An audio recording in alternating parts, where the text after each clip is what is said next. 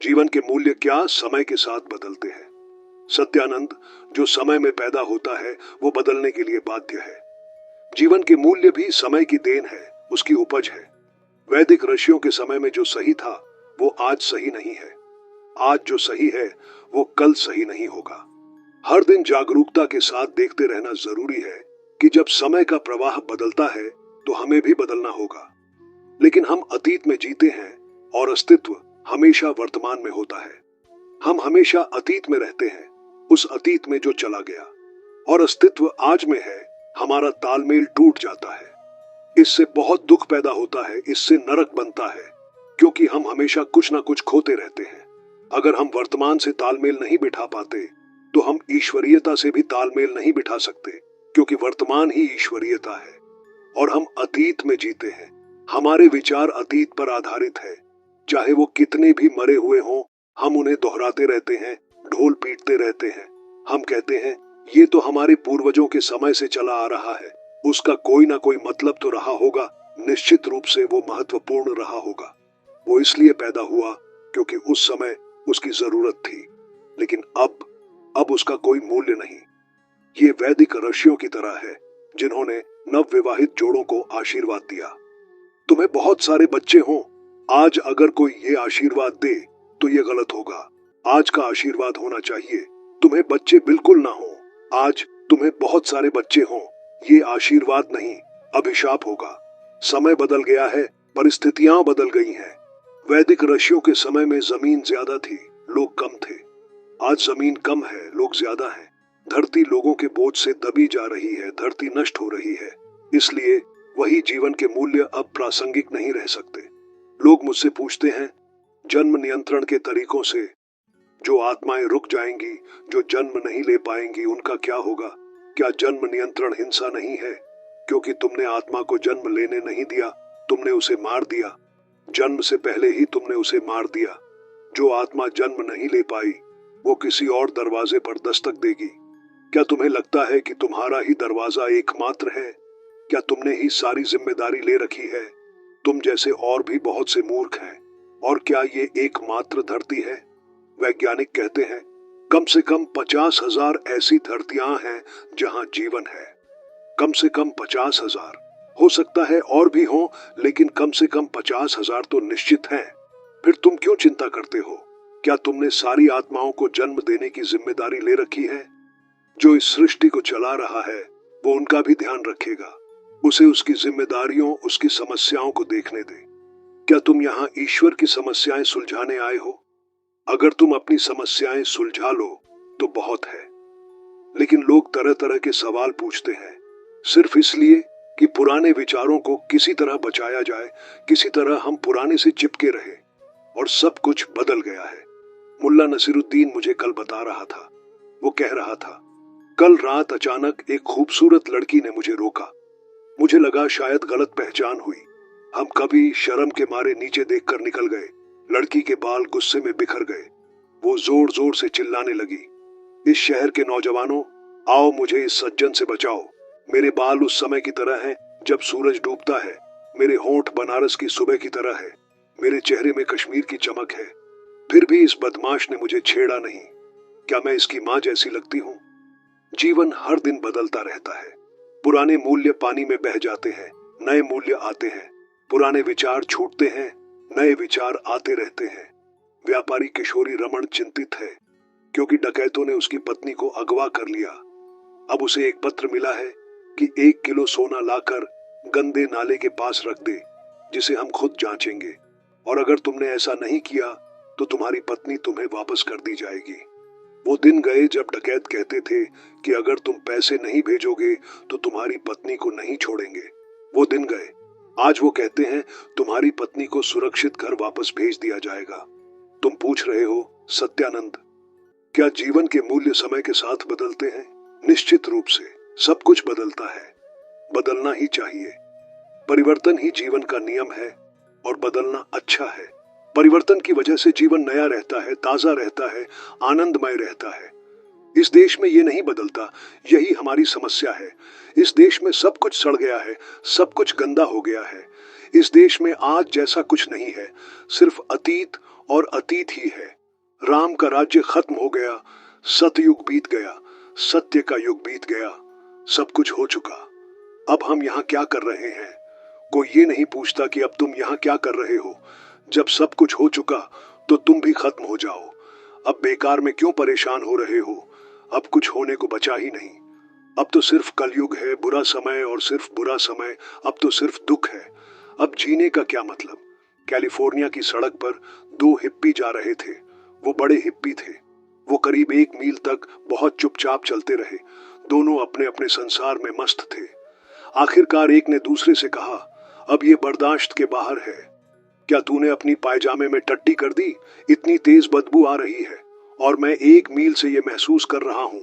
अगर ये कहीं और से आती तो पीछे छूट जाती, लेकिन ये तो हमारे साथ चल रही है। दूसरे ने कहा, नहीं नहीं, बिल्कुल नहीं। लेकिन पहला आसानी से मानने वाला नहीं था। उसने कहा, अपनी पैंट उतार। तो उसके दोस्त ने पैंट उतारी। जैसे ही उसने पैंट उतारी, दूसरा चिल्लाया, देख, मैं क्या कह रहा था और तू कह रहा है नहीं नहीं, तूने टट्टी की है, ये क्या है? दूसरे ने कहा, मैंने सोचा भाई, तू आज की बात पूछ रहा है, मैंने आज नहीं की। इस देश की भी यही हालत है। यहाँ आज जैसा कुछ है ही नहीं, बिल्कुल नहीं। सब कुछ कल हुआ, बस घसीटते रहो। वो मरी हुई लाशें, वो सब सड़ गई हैं, उनसे बदबू आ रही है, लेकिन वो बहुत प्यारी हैं। वो हमारे अपने लोगों की हैं और सदियों से पूजी जा रही हैं। उन्हें सम्मान और आदर मिला है, तो उन्हें सजाओ, संवारो। हमारे पूर्वज भी यही करते थे, तुम भी यही करते रहो। हम कुछ बदलना नहीं चाहते। महावीर ने अपने साधुओं से कहा था कि नंगे पांव चलो। इसके पीछे कारण था, क्योंकि उस समय जो जूते बनते थे वो सिर्फ चमड़े के होते थे, और चमड़ा हिंसा होता, जानवर मारे जाते। ये बिल्कुल ठीक था। अपने जूतों के लिए जानवरों को क्यों मारना? उस समय कोलतार और सीमेंट की सड़कें नहीं थीं। खुली मिट्टी की जमीन थी, सड़कें मिट्टी की थीं। मिट्टी पर चलना अस्वस्थ नहीं है, मिट्टी पर चलना बहुत स्वस्थ है। हम भी मिट्टी से बने हैं। मिट्टी मिट्टी से मिलती है तो जीवन मिलता है। इसलिए अगर तुम रोज थोड़ी देर नंगे पांव मिट्टी पर चलो तो ये फायदेमंद है, स्वस्थ है, इसमें कोई नुकसान नहीं है। लेकिन जैन साधु आज भी चलते हैं, कोलतार की सड़कों पर, सीमेंट की सड़कों पर। वो कभी नहीं सोचता कि महावीर बेचारे को क्या पता था कि सड़कें ऐसी होंगी। तार की जलती हुई सड़कें, गर्मी के दिनों में पांव में छाले पड़ने लगते हैं, लेकिन वो चलता रहता है। और अब तुम्हें कपड़े के जूते मिलते हैं, कैनवास के जूते मिलते हैं, रबर के जूते मिलते हैं। अब क्या हम सिर्फ चमड़े के जूतों पर ही अटके हैं? अब जूतों में हिंसा जैसी कोई बात नहीं है। अगर महावीर लौट कर आए, मैं तुम्हें विश्वास दिलाता हूं, चाहे वो कुछ और पहने या ना पहने, जूते तो वो जरूर पहनेंगे। एक दिन एक आदमी और उसकी पत्नी ने मुल्ला नसीरुद्दीन के दरवाजे पर दस्तक दी। नसीरुद्दीन ने दरवाजा खोला, बाहर झांका। एक जोड़ा खड़ा था। जोड़े ने बहुत हिचकिचाया, क्योंकि मुल्ला पूरी तरह नंगा था। उसने सिर्फ जूते और टोपी पहनी थी, उसने टाई भी पहनी थी। अब अचानक वो वापस भी नहीं जा सकते थे, क्योंकि वो आ चुके थे, और मुल्ला भी उन्हें वापस जाने के लिए नहीं कह सकता था।